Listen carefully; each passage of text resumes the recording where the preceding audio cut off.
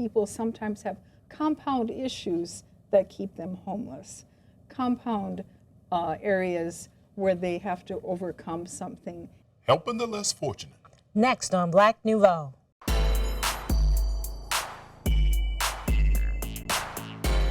Good evening and welcome to this edition of Black Nouveau. I'm Milton Dockery. And I'm Faithe. We're glad you could join us. On this edition, we'll reprise an interview with NFL Hall of Famer Willie Davis. We'll hear from Nicole Kennedy, one of Milwaukee's young poets, and we'll look at efforts to help the less fortunate by repairs of the breach. But first, we begin with the drum and the Muntu Dance Company. Liddy Collins has that story.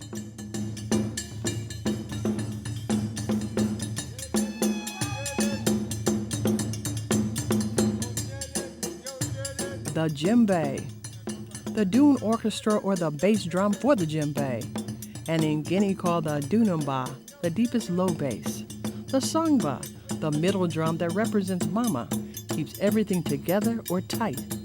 And the tenkani, the high-pitched drum spices up everything. These drums keep the rhythms flowing for Chicago's Muntu Dance Theater. And Muntu in the language of Bantu means the essence of humanity or our connectedness of one.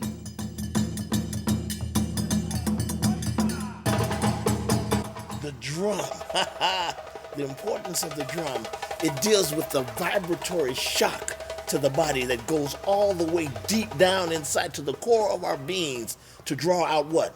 The memory of our essence, of our connectedness as people, the memory of the respect and love that we must have for each other. The drum goes to the heartbeat. Again, pumping that life blood through all of us. All of us. It's very important. The drum is a major instrument that you find most of the times used as a background accompaniment instrument, but it's a lead instrument. It speaks the voice. It speaks the language, not only of the people, but of nature. With drums as their base, the Muntu Dance Theater strives to create a sense of community, encouraging and inspiring audiences such as this young audience at the University of Chicago, inspiring them to join in and participate with the beat and the movements. This dance company has been performing and preserving authentic and ancient African and African American dance, music, and folklore since 1972. And it's just a reminder for us as African Americans. We constantly remind ourselves that why was it taken? Why were the drums taken away? So that means that the enslavers knew that these were not toys and they were instruments of unification, communication. So that's why. And now we get them back. We don't take them as tools for just playing around or just entertaining people. We take them as tools for communicating and particularly for healing. We need healing. You hear about this reparations? Reparations has a lot to do with self-repair, first and foremost. And then all the rest of that fall into play. But we got to take responsibility of repairing ourselves. You know what I'm saying? Yeah, it's a critical thing.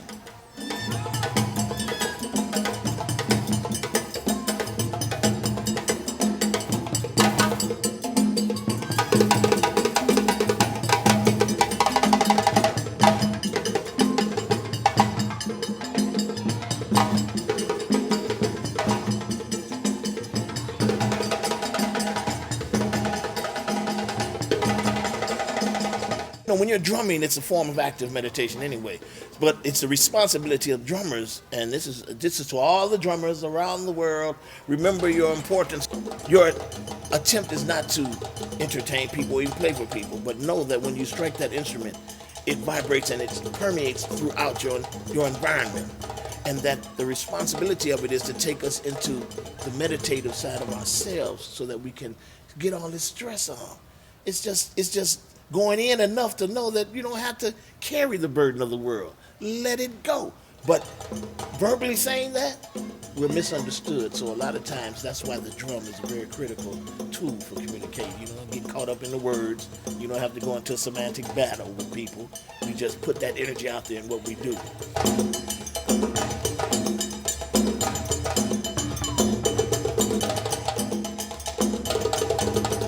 When we perform, the particular dances that we do are related to particular events of life.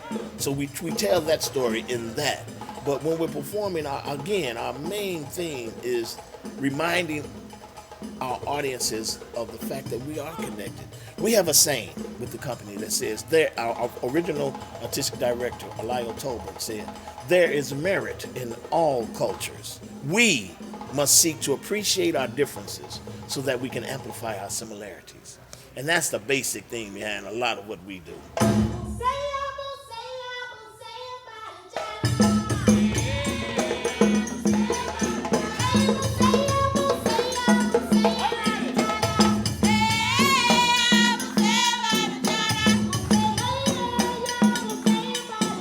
Our mission is to enlighten the world to the positive attributes of African culture. Here in America, we definitely want to uplift the understanding of Africa to the people of North America, particularly because of its omission in the school system. The history of Africa has been omitted purposely, maybe. For whatever reason, it's not there. So we definitely want to put that out there. We want our children to know that Africa is a major contributor to civilization.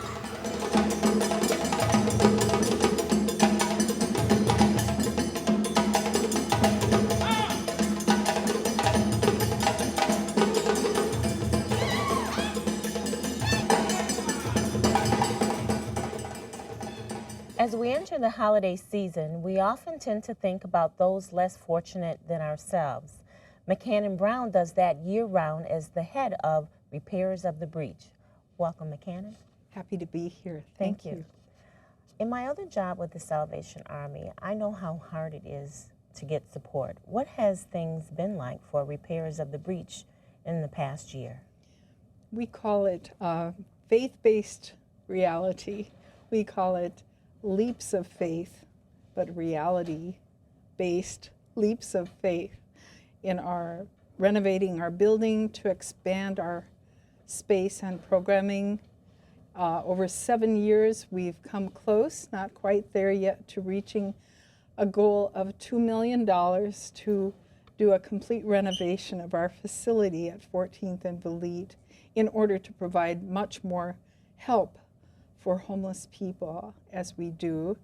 It's been a very slow and gradual process, but we do find the people who are caring in this society. We do find the people who have as their core values being, in a sense, responsible for the quality of life of all people inclusively. We do have support, and it's been amazing in this very, very hard economy to see the gradual support coming in to help us with our renovation and our operation. So with the expansion, what is it additionally in the services that you provide that you'll be able to do more of?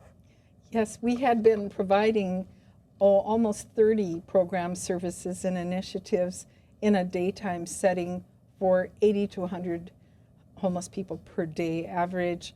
Everything from a mailing address, showers and clothing, free phone and message system, all kinds of support for recovery, a lot of counseling, help with birth certificates for people who have them lost or stolen, just a whole constellation of support. We've added to that, as you know, a free walk-in medical clinic and have served over 3,500 people this year in that no appointment necessary, no insurance necessary medical setting. And we are tripling our floor space. We are adding programs such as a very committed job center, a job center where we're going to try to reverse these percentiles, terrible percentiles of unemployment, especially among African American men. We're going to have an industry for people who have never been in the job force and pay people per day to have the experience of being in a job setting, learn the soft skills of employment, and have certificates to help them move on to other opportunities. We'll have an adult basic education classroom where people can progress in their literacy and in their math, and then go on to further GED or HSED studies. And we're going to have with that a multitude of other smaller services, some of them one-on-one, some of them, for instance, special counseling for women, homeless women who've been victims of sexual assault or relationship violence, to name a few. What we really are, Liddy, is a one-stop shop. We're committed to creating a one-stop shop where there are as many resources as possible to help people get out of their situations. So not only is the building expanding, but you've expanded some programs. Yes. And they sound very detailed and very extensive. I mean, you're not just addressing an immediate need, you're looking at the whole person into the future. How can you resolve their homelessness? Exactly. We want to have it be whole or holistic in scope, because people sometimes have compound issues that keep them homeless, compound areas where they have to overcome something. It's all there. We're trying to do that. So how can people help you in addition to monetary donations? What other ways can people help repairers of the breach? I'm so glad you asked, because right now we're hoping to add 200 more volunteers. We are grassroots, we have a very small staff, and we have just great help with people power from all kinds of people, including homeless people. We really need that. That is part of how we continue. And with this expansion, we actually need many more volunteers in all different capacities. So if I want to volunteer, how can I get more information and the folks watching? You can go onto the website, and there's a way to communicate your interest in volunteering, and we'll respond then. And your website address is? That is www.repairers.org, repairers.org. Thank you so much for joining us today. Thank you.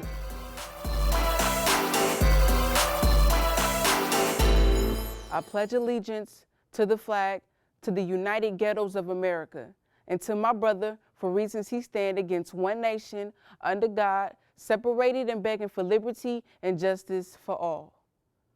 Little girls wouldn't have to worry where daddy was, that being because he was working late. So on the news at 8, do you know where your children are? They'd ask you, do you know where your parents are? And going to school would be a job. And elderly folks would stop getting robbed. I quote, God is my protection from such deadly infections and viruses and STDs. For all to see, that strange fruit dangles from the tree. Bullets don't have a name, but these branches do. Politics is slick. Cocaine, cheese, and bread is what they gave you. They made you crackheads and dope dealers, then they lynch you. You work a job and you still piss poor? I'll provide pitchforks to march to the White House to get yours. I'll provide high tops for high waters. Reality to high ballers, you'd have to work a job and be in school to get those W-2, nah. The EHR. Everything happens for a reason. Decline and keep in mind the right to right supremacy. All books would have sound like high fidelity, so there'll never be a reason to not pick up one. And I pray that God, take my eyes, hand it to those in red and blue, and mail my Griffin sneakers to the government for the next time they make a decision. They'll have my point of view, and for the next time they walk all over the ghetto, they be in my shoes. I'm a hustler too, see, not on the corners, but in school. Teaching youth where they come from, through wishing peace be unto you. I overdose on 6 teaspoons of positivity. That's what I live through. They don't rule the world, but you do. Nicole, what led you to write that poem? I was very concerned on how would it feel for me to rule the world. Like it seems as if on the news and in reading, everyone has their opinions on folks' way of life, you know, struggles. And when you talk about everyone, what do you mean by everyone? Like minorities. So you're saying minorities have a particular way of looking at something, or are you talking about others have a way of looking at minorities? I would say others have a way of looking at minorities, like the way they make decisions. For instance, school, taking away, you know, arts and music, that's not good. And so the poem kind of, and in my opinion of the poem, it kind of speaks to the direction that you want things to go. Right. And when you talk about school, school would be a job. What do you mean by school being a job? Because a lot of kids don't like going to school. And if they knew that, okay, this is my job, I have to go to school, okay, then they'll go, you know. Not particularly getting paid for it, whereas you do get paid through grades, but knowing like I have to go to work, you know, they'll actually go. All right, and also in the poem, you kind of touched on some really vivid visual things, like you talk about, you spoke about strange fruit dangling from the trees. So why did you use that phrase in particular? Why that analogy? Because if you like, in the ghetto, black guys, they tend to stand on the corner upon the trees a lot, you know, doing negative things. And that's like, you know, come on now, that's not good. You're killing yourself by doing like selling drugs, gang related. That's strange fruit. It's sweet to them, but it's very strange. Like it's. So when you hear about some of the negative things that black youth are doing, how does that make you feel, being young and having to go through these kind of stereotypes? How do you overcome them? How does that make you? What comes to mind? It's very embarrassing, but you can't control someone else's action. So that's kind of the way I look at it. What do you do to kind of shine light on the other things that aren't so negative, that don't get as much attention? Perfect it, do it, make it to the point where, bring it to the light to those that didn't know it was there. For instance, artworks, how kids didn't know there was such thing called artworks. I'm like, okay, I went there, it was my job, I wrote poetry, I had you know, it was positive, you know, things that they never heard of. Make it, you know, hype. So if you had to give the people watching, if you had to give people in your generation something to look forward to or something to look up to, something outside of the negative things that they hear and see all the time about them, what would that thing be? I would ask them a question, would you like for your children to experience what you're going through now? And if they say that they don't want their children to experience that, then what would you say? Let's go to work, let's make change.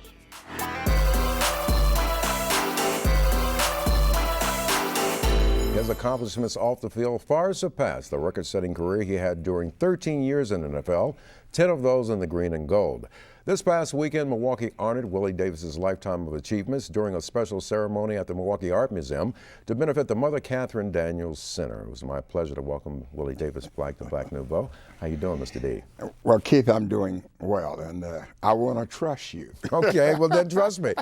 Tell me how it felt to be honored by the Milwaukee community for what amounts to a lifetime of achievements. You know, I'm sitting here kind of saying, you know, it was one of the greatest things ever happened in my life, along with the Hall of Fame, especially individually. I remember standing on the podium there at Canton, and I looked out at my mother and I said, Mom, it's a long way from here to Texarkana, and no one ever told us that the roads would lead here. And it was as emotional as I had ever been, because to see my mother, that was the last major event, and to see her there, of course, she was boo-hooing big time. But, you know, events like the celebration of this life achievement, I mean, they're touching. You'd have to be a pretty hard person for this not to touch you. Let's go here in terms of your crowning achievement in the NFL. Obviously, making it to the Hall of Fame was big, but let's work backwards and talk about a particular game that really comes to mind that you knew you were on your A game. Well, you know, it was really interesting because building up to the Super Bowl was kind of like, it was building a block at a time. When we won the first championship in '61, you know, I was standing in Chicago saying, you know, of all the teams that play football, we're the best. We are the best. Then came '62, and we do it again. And you know what's strange? I think the 1963 team might have been the best team of all, and the Bears beat us out. Those Bears beat us out. And then we come back and put another run, 65, 66, and 67, in which we won the 3 championships. Well, they all kind of built to a level that said, you know, this has been a pretty good ride. And when we won the Super Bowl, that was one of the reasons I could walk away, because I felt that I had fulfilled almost everything that I wanted from football. Well, you've had several great experiences, starting with Grambling and then on to Cleveland, and we've heard it legendary in terms of being, as you truly were, under the wing of Vince Lombardi. Talk about his influence on your life. Well, you know, every time I see a new book, every time I see something about Coach Lombardi, I pick it up and immediately I'm reading things about how you play this game is a reflection of how you live the rest of your life. If you don't win here, you won't win in your next career. And I think about those things, Keith, and I said, you know, I had the greatest teacher of all, to kind of deal with the tough times, to deal with everything. But in the final analysis, believe that I was going to succeed. When I went into the beer business in 1970 in Los Angeles, I remember telling my group in that first meeting, I said, you know, I don't know how well we'll do in the beer business, but I can tell you one thing, we will not fail. And I kind of went into radio later with the same sense. I don't know how we'll do in radio, but we won't fail. And that's a tough statement to make, and I realize it, but every time I make it, there's something that's reassuring that somehow, some way, all of us believe that we will not fail. Well, that's stepping out in faith, but I don't want to get ahead of myself, because I think it's important for young aspiring athletes to know that you saw beyond your NFL career earlier on and plan to go back to get your MBA. Talk about the importance of that move. Well, that was. In fact, in some ways, I can honestly tell you, I know who was my early motivator. It was my mother. Who exactly motivated me to go back and get my MBA at the University of Chicago? I'm not really sure. There was one thing, though, Keith. I had this burning desire to be in business. I wanted to be an entrepreneur. I wanted to believe that I could start something and develop it into a success. And that drove me as much as it. Then I said, if you're going to do that, go and get some additional education. I mean, because I had majored in industrial education. And I said, well, you know, I really need to get something more directly tied to commerce and ways that I could succeed. And fortunately, going to the University of Chicago, probably today and over the last 20 years, was the most important thing of all. You talked about the beer distributorship. Let me just make a point that it was one of the largest distributorships for Schlitz beer on the West Coast, and very successful. It was, and I feel fortunate, feel honored, and because I took an operation in Watts, or it's called Watts, California, and I took this distributorship because nobody else wanted it. They had, every other wholesaler had signed up, and this territory was left open. And when I approached the company about it, I had my own trepidations about the situation. And I remember I told the CEO at Schlitz then, I said, you know, there's only one thing. Every nickel I've been able to save from football, I'm putting in this thing. Now, I want to make it very clear. If I do all I can and I fail, I say probably somebody have to keep me from jumping off a building. And I kind of took that beginning because Bobby Line, God bless his soul, yes, said, hey, Willie, if you really want to do this, you go and try it, and if you don't succeed in a couple of years, we'll buy it back and you can come back to work for the company, because I'd worked for the company then for about 7 years, mainly in the off season. But as it turned out, I went from nobody wanted it, as you mentioned earlier, fortunately, to the largest wholesaler on the West Coast. Let me move quickly. We got a couple of minutes left. It kind of morphed itself into all-pro broadcasting, at one time owning 11 stations across the country, but 3 very important properties right here in Milwaukee. Talk about that experience, Mr. Davis. Yeah, and I tell you, I got into radio mainly because of Kurt Gowdy, the old broadcaster, who told me, he said, you know, I know you're in the beer business and things. Said, but you should probably look at getting into radio. The FCC was trying to get more minorities in it. And I bought a bankrupt station, just to tell you how honorary I was. The first station in Inglewood, California was a bankrupt station off the air. And a guy brought it to me. And what resonated most to me, the guy, when he brought it to me, he says, Willie, I had been talking with some people, and they said, there's one guy in this market that can make that situation go, and call my name. And I said, well, I don't know. We talked further. I ended up, and the rest of it has been a pretty good history, too. Less than a minute. Let me ask you, is there such a thing as slowing down in your life? I know you served on up to 10 national boards at one time. In about 30 seconds, will there be a point where Willie Davis will retire? You know, yes, there will be a point when I step back. My son is in the business now. I kind of look for, but well, I'll just say this. Kurt Kerkorian, who we all know as the big guy at MGM Mirage, you know, he said something to me. He says, Willie, he said, you know, step back, but don't ever totally disengage. And he's 90 years old, and he's saying it's been good for him. And I said, well, I probably need no better example. Well, let me quickly say thank you, Mr. Davis, for the incredible love you gave me here at 1290 locally. And when I went to XM Satellite Radio, you were one of the first persons who said, spread your wings and fly.